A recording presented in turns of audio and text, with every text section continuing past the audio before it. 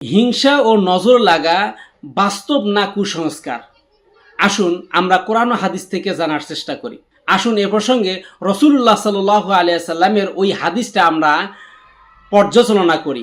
রাসূলুল্লাহ সাল্লাল্লাহু আলাইহি সাল্লাম বলেন, আল আইনুল হক, নজর লাগা সত্য। এটা বুখারী শরীফের 5740 নম্বর হাদিস।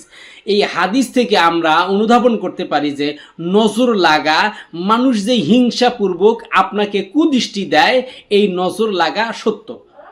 তাই এই নজর থেকে হেফাজত থাকতে রাসূলুল্লাহ সাল্লাল্লাহু আলাইহি সাল্লাম আমাদেরকে একটা দোয়াও শিখিয়েছেন।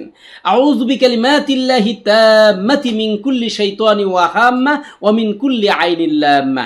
এই দোয়া যদি কেউ সকাল সন্ধ্যা নিয়মিত পাঠ করতে পারে, আল্লাহ রাব্বুল আলামিন তাকে সব ধরনের কুনজর থেকে, বদনজর থেকে হেফাজত করবেন ইনশাআল্লাহ।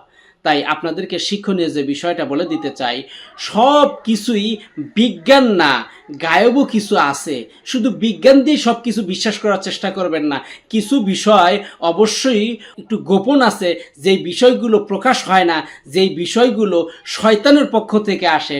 শয়তানকে যেহেতু আপনারা দেখতে পান না, শয়তান যেহেতু আপনাদেরকে কুমন্ত্রণা দেয়, তাই এই বিষয়েও বিশ্বাস রেখে এর থেকে বাঁচার পন্থাও অবলম্বন করতে হবে।